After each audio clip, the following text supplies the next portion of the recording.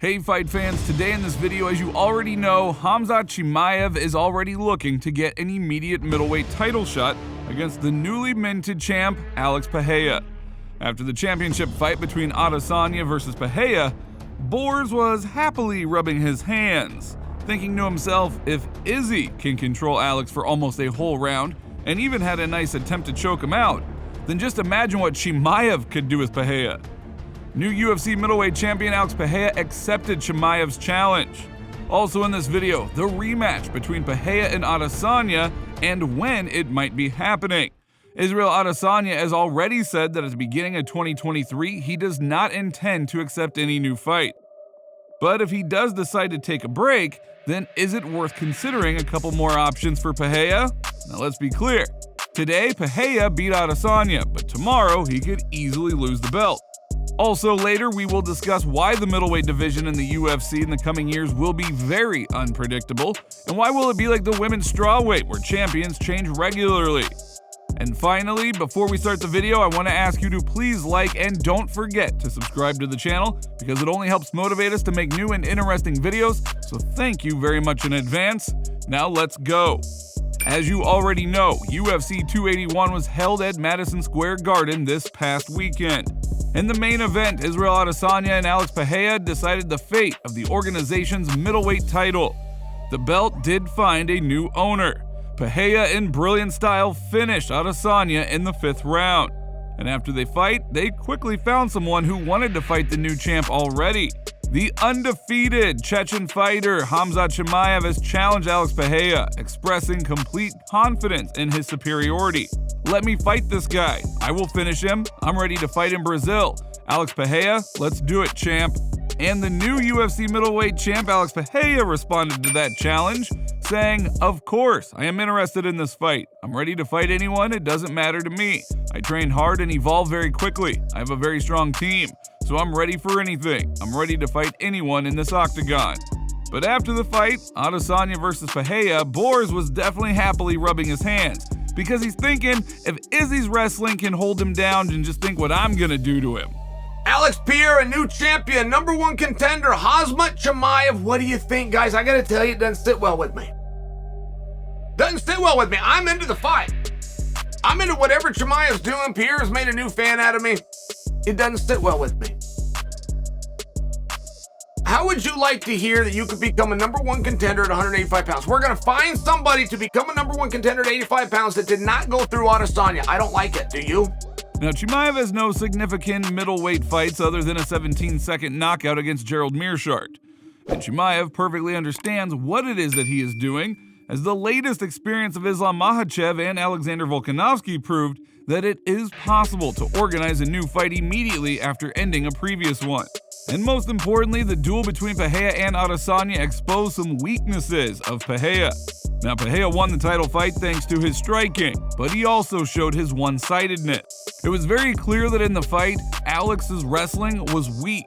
By the time the fight was stopped, Adesanya was confidently leading in the judges' scorecards. But the Brazilian had a miracle happen, as he ended up getting Izzy rocked and then was able to finish him off with a TKO. And Chimaev will definitely not make that same mistake. If he is able to control Pereira on the ground, his opponents are going to spend the entire fight on the ground. Boers just has that great of wrestling skills. He has demonstrated it in his last fight when he easily beat Kevin Holland. From the very first second he rushed at the opponent, he got him to the ground and did not give him a chance to get up. And in general in his career, he does that in almost every fight. But Alex is pretty strong physically, and pretty big for a middleweight. And Chimaev must remember that Pereira has one-punch power. Just that one punch can change the entire course of the fight.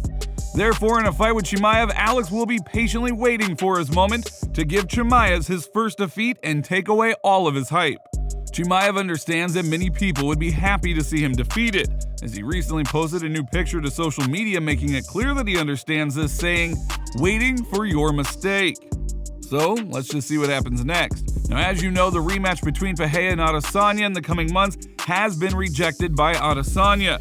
He does not want to fight in the first quarter of 2023.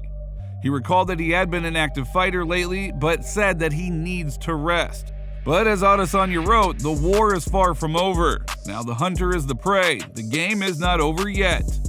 Take some time, maybe take 6 months, maybe take a year off, man.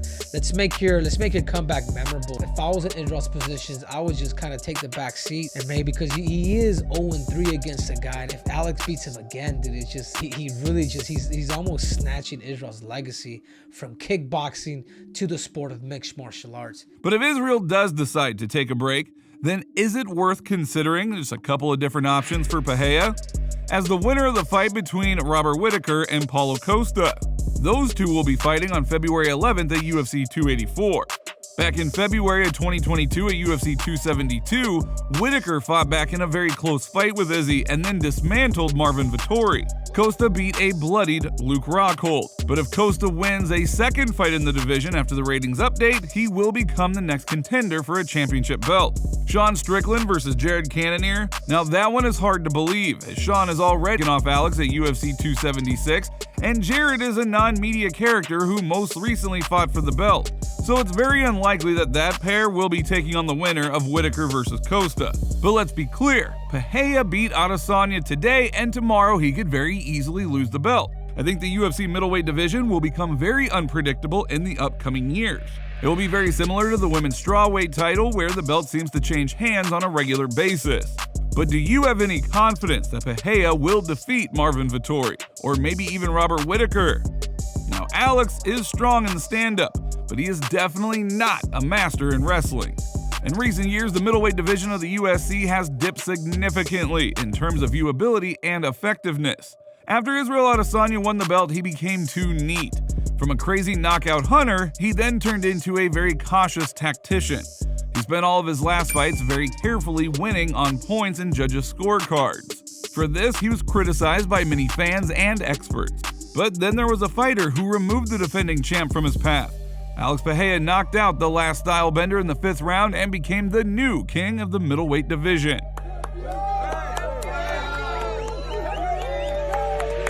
But what do you think? Is he really the king of the division? Who can defeat Khamzat Chimaev? Write your thoughts down in the comments below, and don't forget to like and subscribe to the channel. Thank you for watching.